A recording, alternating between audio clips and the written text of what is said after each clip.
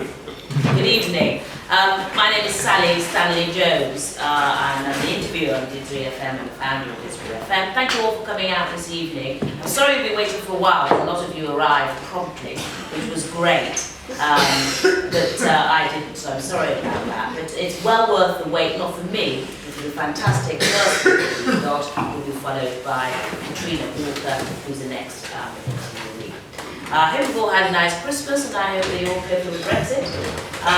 We're all very welcome here. We're a community network, and we think it's interesting to find out who else is in our community here in Didsbury. The format of the evening is this. We've got two great speakers. I'll ask a few questions firstly of Phil when he starts, but then he's going to do a presentation about Future Didsbury, which I think we're all really quite interested in. And then after that, when he's finished, I think you'll be happy to have questions with you, Phil. Yeah, which is great. Then we'll have a short break, come for a break, refreshment, and then we'll move on to Katrina Walker. We normally have a raffle for a charity in Didsbury, and then we have 3 prizes. Please claim the prize. If you win a prize, because I never have the leaflet, email to say I won a prize, and then I usually get Sarah to sort it out. But we usually choose a local charity in Didsbury. We've not chosen one yet. And so throughout the evening, when we have a break, we'll come around and ask you to purchase a raffle ticket, and then we'll put it on here. We have 3 prizes: dinner at Botanist, food sorcery, and Fiji Joe, who's a fitness guru. No one ever claims it. People were in January. Just before we start, Phil Downs MB, who's fantastic with lots of the community, he's assisted this evening by 2 ladies, Margaret and Christine. I was going to call you Christelle for some reason, but I don't know what I was thinking. Christine, which is great. And since our last meeting, Carl Bain, Austin Bain, now it's the other way around, and Simon have not only had a child, but Carl has been given an honour, an OBE, so we're delighted to congratulate him. And he's become an official title, which I don't know what it is. Can you tell us? Deputy Lieutenant of Greater Manchester. So you are the Queen's representative? No, so you've got the Lord Lieutenant, who's the Queen's representative, and he has deputies below him, so I'm one of the deputies for Greater Manchester to represent the Queen and the Sovereign. Brilliant. We'll still call you the Lord Lieutenant. So congratulations to our Didsbury resident, and as ever, Carl really is supported brilliantly by Simon, who does all the important work next to him. Congratulations, Simon. I have said that probably. So, shall we crack on? Phil, welcome to DidsburyFM. Thank you. I wanted to start from the beginning, really. You're Phil Downs, MBE, you reside in Didsbury. A bit of an obvious question, you're in a wheelchair. How did you come to be in the wheelchair? At the age of 18, I was rehearsing for gymnastics and play for the Queen, and got dazzled by the sun doing the somersault, and got it wrong, and came down after doing 1.5 somersaults and broke my neck. And then I was 18. That was 45 years ago. And that was awful. Well, it could have been better, I suppose. in the long term, I suppose it was. Hope is a big thing. In over time, it's proved to be the case that improved medicines and things like that have extended my life expectancy to pretty much near normal now. So I promised Margaret I'd live till 90, and she can be fearsome at times, so I might as well try. Thank you for sharing that. I know I asked you that when you came on the radio show, but I wanted this audience, who perhaps didn't hear it, to share it. Now, that's not really, that was the beginning of your story, because as a consequence, you've been doing a lot of work in sport for access, allowing people to have more access in sport. And you're a Man United fan, is that right? Correct. Won't make any comments. My husband's Please don't. He's not. And I think our house would be a City fan, but one of our sons is Man United, so it's complicated. I wonder if you could just share with us what you've been doing to increase access in sport, because that's what you were awarded your MBE for. What sort of work have you been doing? Well, many moons ago, facilities for disabled people were pretty horrible, or worse than that, to be honest. And it wasn't a subject that was paid a lot of attention. I arrived at Old Trafford in a wheelchair and I thought, well, wow, this is pretty grim. The last time I attended Old Trafford as a walkie-talkie was on that dreadful occasion when Dennis Law backpeeled the goal that sent us down to the second division. But we'll cross over that bit.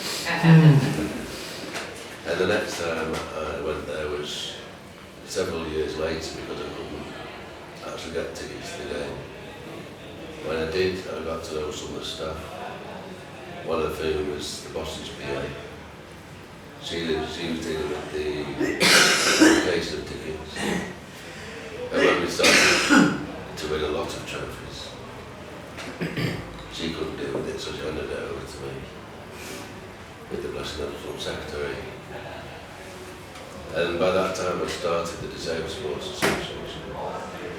We became aware of what was needed and we built it, basically.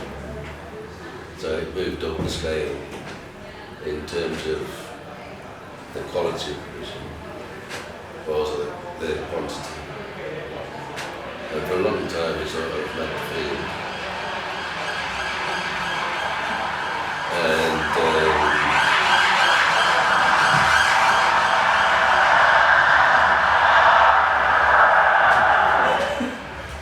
And Simon just was. another Sunday. Yeah, over a Sunday night. It's fine.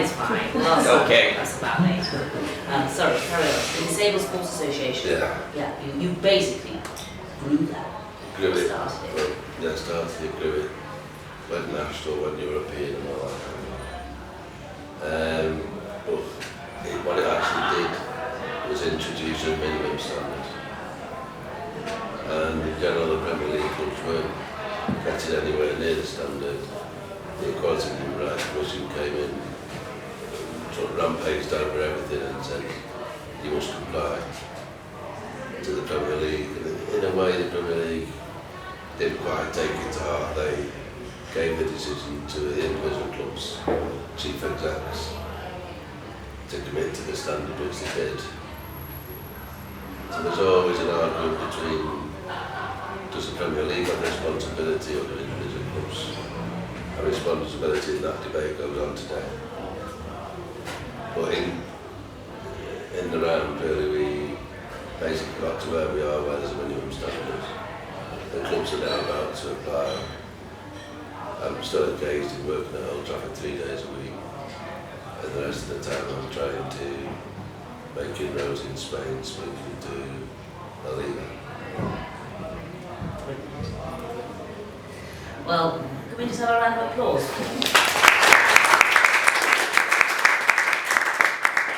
For Phil, because I just think out of something awful, something really positive that's happening. I know you're softly spoken. Can everyone hear? Yeah. Yeah, okay. We do have some sort of microphone, it's a bit of a karaoke thing, so we're not going to use it. Phil, I wondered if you could now just tell us about Future Didsbury. What is it? How's it come about? I know it's been a central library for an exhibition, and you brought a presentation, so I'll sit down in a moment. Maybe you could take us through it. What is Future Didsbury? I know it sounds like an obvious question. Future Didsbury is something that emerged from me establishing my own company, joining Didsbury traders, talking to the traders about access to other places in the village, and the fact that it wasn't perhaps quite to scratch in some places. So I gave them a presentation. It was all about the kind of things that could be done and reminded them of their legal obligations under the Equality Act. And it went absolutely nowhere. I went home and had a think, And I thought probably the best thing to do was try and develop a concept around the shared spaces idea, which is more or less what they've done in Poynton, if anyone knows it. I won't go into too much detail about it, you'll see the slides that actually show it. And if you've got Poynton in the back of your mind, then you'll know more or less what we're going to discuss. I had the good fortune, however, to bump into a senior lecturer at the School of Architecture. And I didn't know she was a senior lecturer. We were talking about the various bits and pieces that I was doing, and I said, I'm just about to write to the dean at the university. She said, oh, I lecture at the School of Architecture. And the short story is I had 24 architectural students in the 5th year given to me from September to December, which was phenomenal. And it's allowed us to go into not just another orbit, but another galaxy with the idea of what we're dealing with here. In the village itself, if you have a look now, you'll see that decay is setting in. We know that the road was terrible, we know the pavements are terrible. Well, you start looking around now, and you can see that places aren't staying open anymore. But when they close, they're staying closed for longer. And Cow would be an example of that. So how long are our wonderful councillors going to allow that to continue? I know that there's a lot of places in Manchester that need money spending on them, but the longer they leave in, the more costly it's going to be. So I'll take you through the presentation, and it's kind of split in two. I'll talk to the first few slides, and then I'll show you one of the proposals, in its almost entirety really, but altogether the students produced 7 proposals which were shown at Central Library just over a week ago. But it's coming to a church near you. On the 10th of February, we'll get all the students' work displayed at Emmanuel Church, and that will go on to the 24th of February. And out of that, we want people in Didsbury to be fully informed about the kind of options that we can dream of. We're quite close to reality now that we've had all this work done. So there's some pretty reasonable ideas in here. 2, we want the people that we elect to see the value in this, because this is an investment, not only capital expenditure. At the end of the day, I see the council as a body that divides up the cake of money that they spend, and they can move it whichever way they want. They have what's not we know as fiduciary responsibility. But they've got a certain amount of money. We want some of it this time around. Especially now that we know that they're spending 330 million renovating the town hall. So we'll go through this.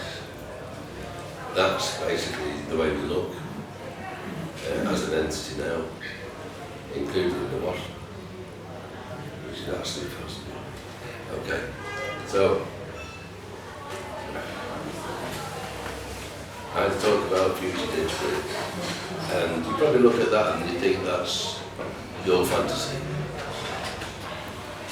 but it's not.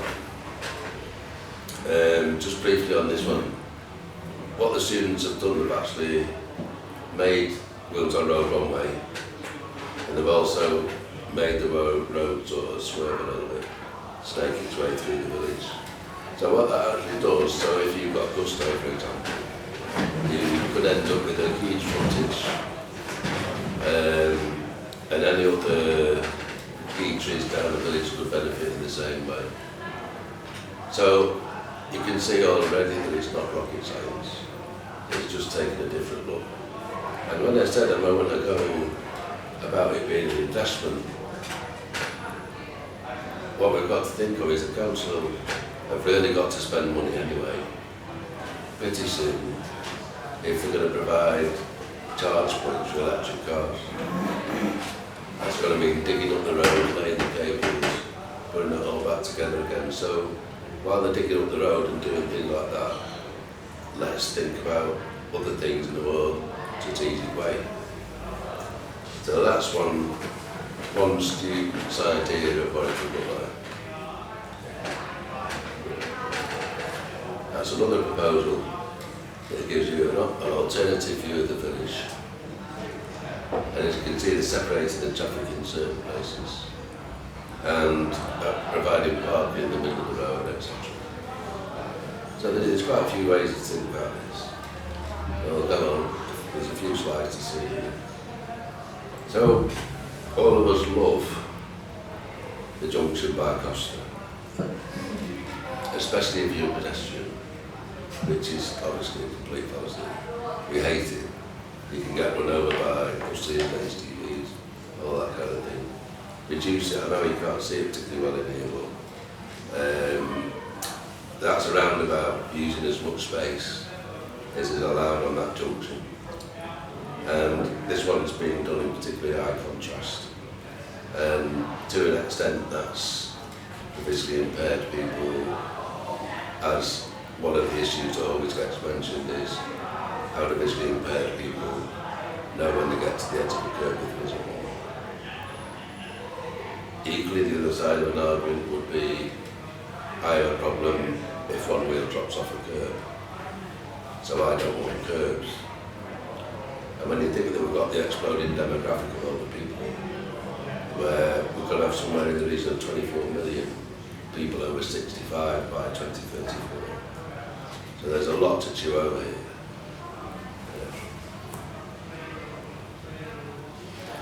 Same scheme, you can see the same image at the bottom. That's it laid out. But the students aren't only thinking about the main road in the village, but other things that they've noticed on the way round. And what you can see going off to the left, to the right there, is a more obvious route to the tram stop. How many signs for the tram do you think there is at the moment in Didsbury Village? There's one. So it was a good spot by one of the students in my opinion. Okay. There's another proposal. And the amber bit in the middle of the village. I hate people enjoying themselves out there. That in this particular scheme, that bit in the middle is pedestrianised. So the traffic is rerouted, parking only on one side of the street, one-way traffic, you've got herringbone parking there, automatically will provide as much parking as we've got at the moment, if not more. And by making these streets around the back of the village one way, you can always put herringbone parking there as well. So, you know, next one. Well, you'll notice that the garage has gone missing. Do you want to go back? No, it's okay, it's on this one. Same overview, different ideas about where open spaces can go in red. The red bit at the top is the library, the church, etc. And the bottom bit is where the garage is.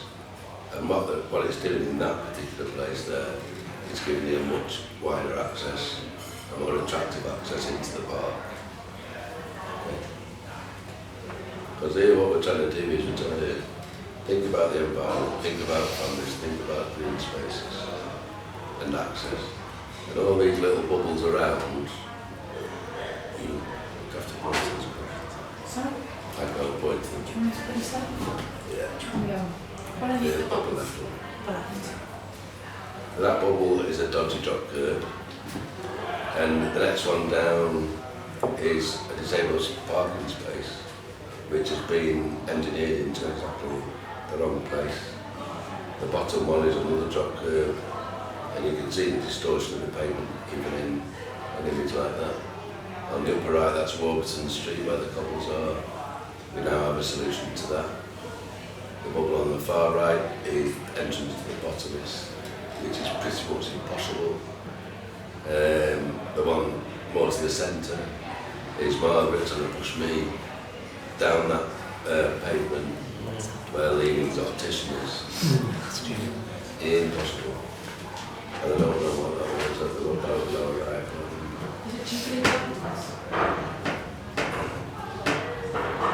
Oh yeah, it is. Jubilee Gardens near, isn't it? Yeah. Which isn't right.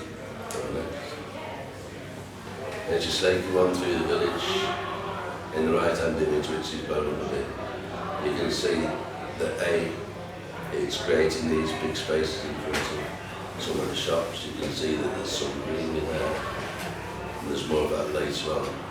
You can also see the start of the route to the tram stop, and that's all likely to be green as well. There's some parking around the back of the shops, but I think that's just, if you like, reassuring that we actually have more parking options than we have now. I live in Manchester, and I've never really understood why we don't make more of an effort to cover our shopping areas. And this is one of the efforts. There's other ideas, and I think with the type of technology we have these days, we can do all sorts with this kind of structure.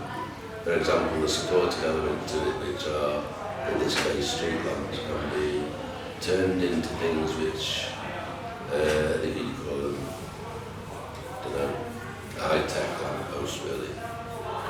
Imagine if you're blind and you've got an app on your phone and there's a little bit of a device in each of those lampposts.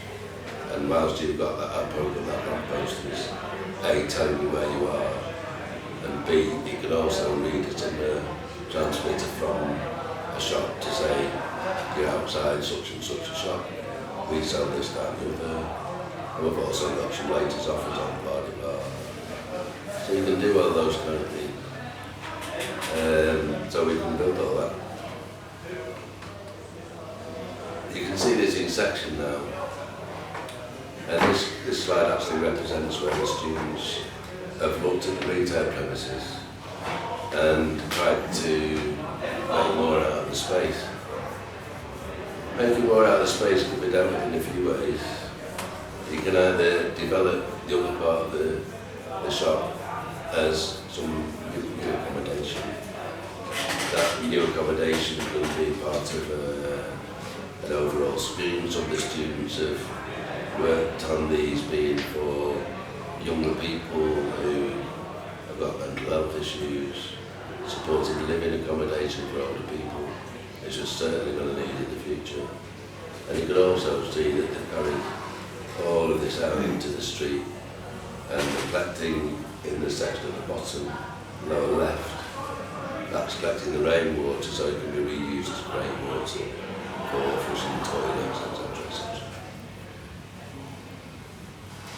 Might have to jot this down for you. There's another example of the same thing, with a bit more detail, what they would do on individual floors. Anybody know where this is? It's Oxfam. So the lower part of the drawing there is the actual Oxfam shop. The next level is being made into a community type setup where you can see some office and things going on, and the bookcase and so on. There's a lot of living space up above, could easily be another community space. And it also has an outside garden on the roof. But it also has one on the left where you can see something weirdly shaped. And that's been designed by a guy, one of our students, not been used before. I call it a light vent, but I don't know what the official name of it is for an architect. And you can see it more clearly here. So that's one of our Didsbury residents. More than likely sitting on one of these things. that is providing light to the roofs below. And all of this contributes to using less electricity, which is something on that particular point. The students have looked at all the values in terms of the electricity savings in all of these proposals that are putting forward. So the full remit includes all of this.